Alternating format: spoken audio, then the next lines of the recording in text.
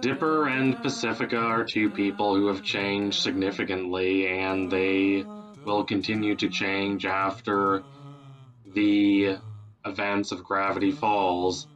Even if they never met again, the impact they have had on each other's lives has been immense. Pacifica has gained most overtly from her interactions with Dipper. She initially treated him rather haughtily. At best, she didn't care about him at all, and at worst, she viewed him from a position of smug superiority as the defender of his dorky, silly twin sister, Mabel. But she has grown to appreciate Dipper, to realize that there is a lot more to him than she initially suspected. He's brave, he's passionate, he's creative. He's not just smart, but he pursues what his intellect is telling him. He takes a few cues from whatever is wandering through his brain and goes after it with real fervor and enthusiasm and with a genuine commitment to doing what he believes to be right. And all this makes a great impression on Pacifica. She is not a bad person, and she is in a horrible situation with her tyrannical family, but she also lacks courage. She feels desperately isolated. Dipper gives her the capacity to reinvent herself outside the control of her family. He gives her the ability to really act on her desires. He shines the way for her. And she breaks from her parents. She decides she doesn't want to be part of that family anymore, if being part of that family means acquiescing to the cruelty and exploitation that they have caused throughout the generations. Pacifica, with Dipper's assistance, grows more bold, more independent, more willing to form her own decisions, and less fatalistic, less committed to upholding a mask, a false perception of herself,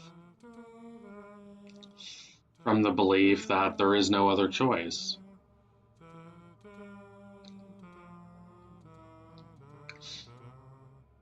I think about the philosopher Henri Bergson here and his idea of the creative will, of élan vital, as it affects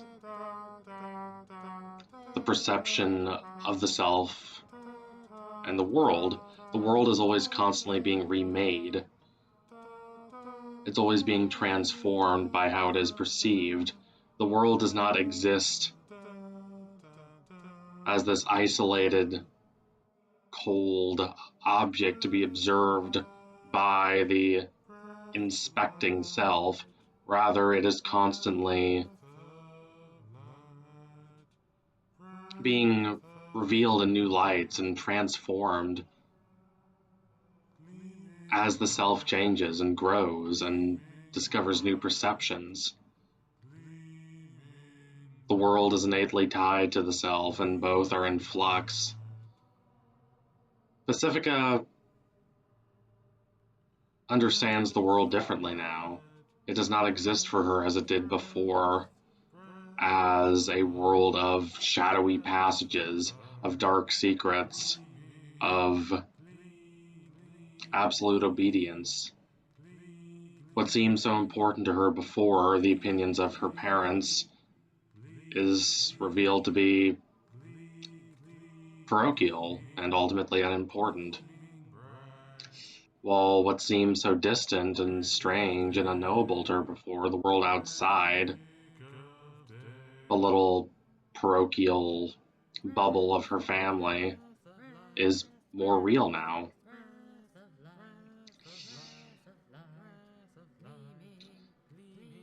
She is a different person now, and she will need time to become accustomed to being a different person. She knows how to be the image of Pacifica Northwest, the arrogant, conceited, self-aggrandizing blonde girl who's the perfect daughter of the richest family in town. That's not her. It never was. But it's a role she understood. She doesn't understand how to be someone else, but she will learn. The world is new to her.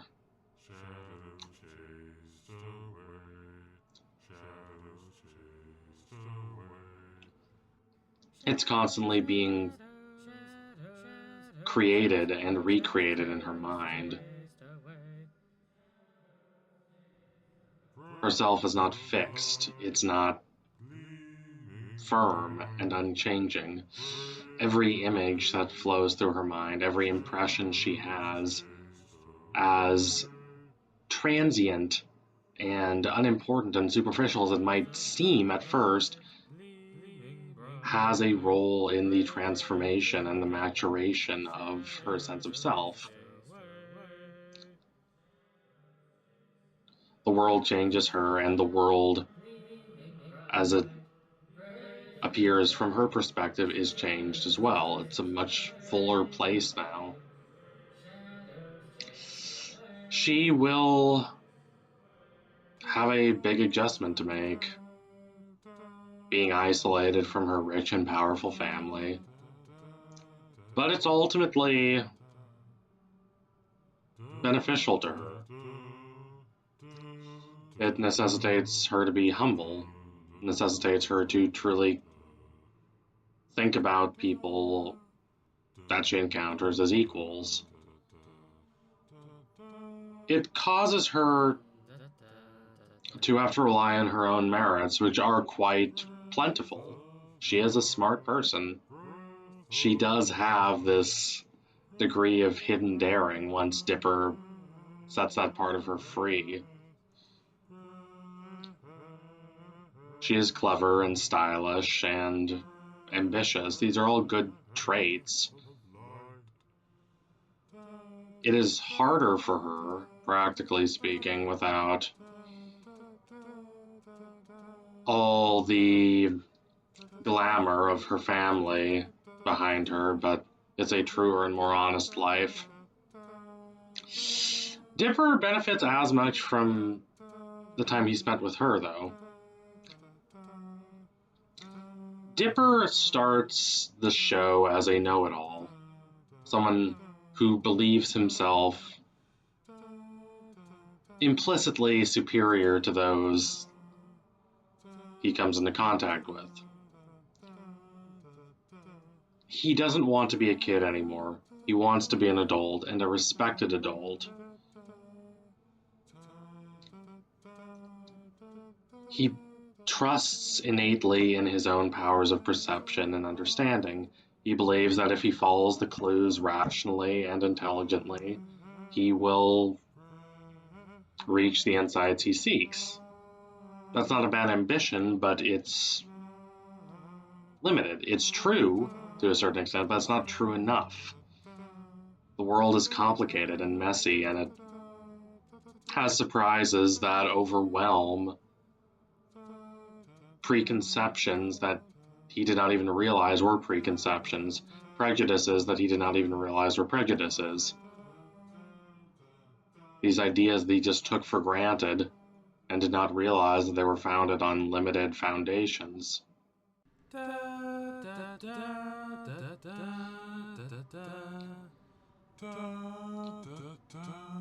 He grows more humble. He appreciates the process of childhood and adolescence a bit more. All those little moments, those little rituals of childhood. that he scorned, he grows to think on in a more appreciative light. The summer wean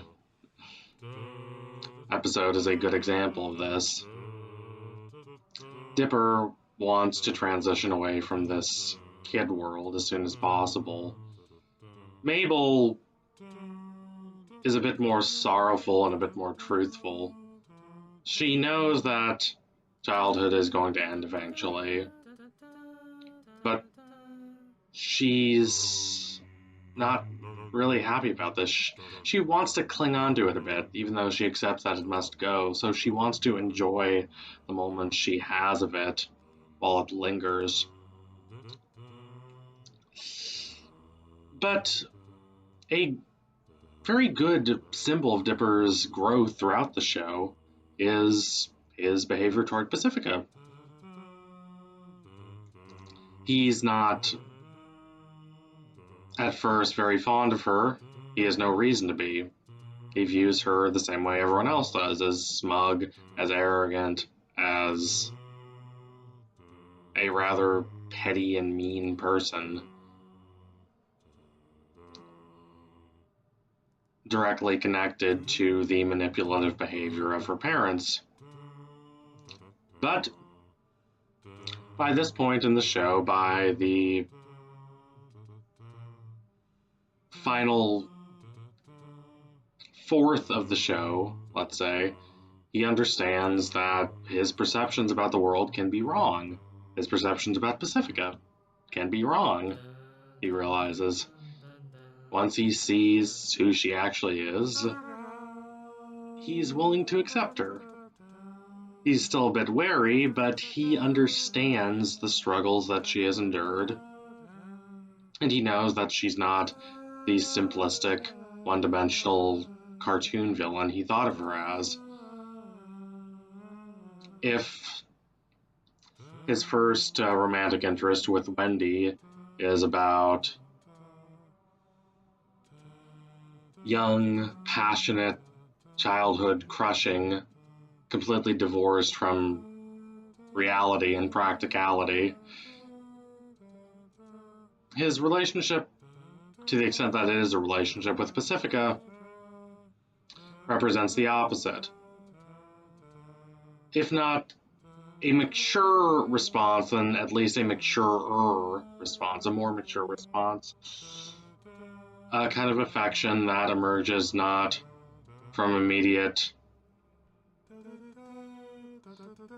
childhood infatuation, but from the process of recognizing that an initially negative perception is wrong, and that someone who you initially take to be a jerk and a smug elitist could actually be kind of interesting and cute and beautiful and genuinely a person worth spending time with.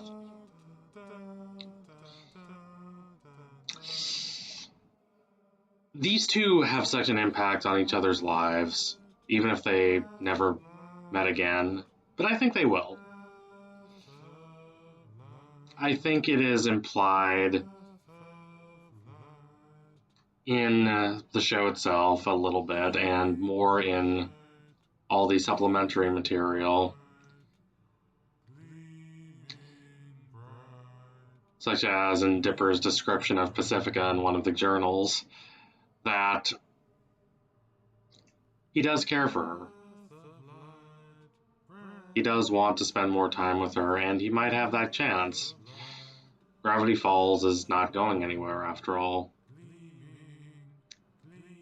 Although, if they do form a relationship that lasts, that endures, I do not think they would want to stay in Gravity Falls. It is not a town that Pacifica probably has the most positive associations with, especially if she wants to place distance between herself and her exploitative family. They can have adventures. Dipper wants to see the world. He wants to travel. He wants to have new experiences and make new discoveries. I do not think Pacifica would object to coming with him.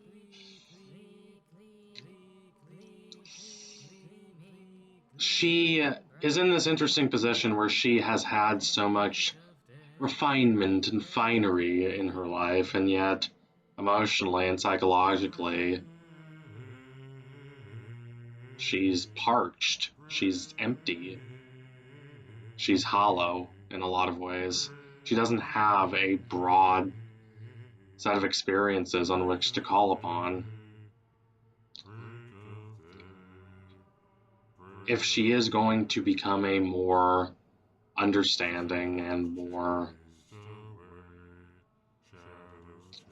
empathetic person who has a greater grasp on the realities of people's lives, then more travel, more adventure with Dipper perhaps would be a good option for her. I can imagine the two of them traveling around the West Coast and beyond, looking for hidden treasures and bizarre secrets, and all the while growing much closer.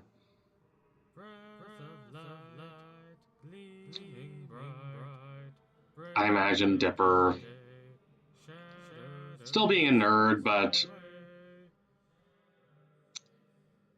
growing a bit more muscular when he comes fully into puberty. He is an outdoorsy type. He's not the kind of person who's just constantly staring at computer screens all day. Pacifica, I think her style would change a bit. It'd still be girly, still be elegant in her specific way, but it would be less prim, I suppose, and more compatible with traveling, seeing new places and sights and people. The two of them, I think, would be happy. And I think there is reason to believe that from what we are given in the show. So anyway, thank you all for watching. If you liked what you saw today, don't forget to like, comment, and subscribe. Donate to my Patreon if you can. And you want to see more videos like this before anyone else, keep watching Gravity Falls. It's a great show. And it's very much a show that rewards constant rewatching, even this long after its initial release. Tune in soon for my next analysis. Will be coming soon. Promise you that. Thank you all again. Adios, comrades.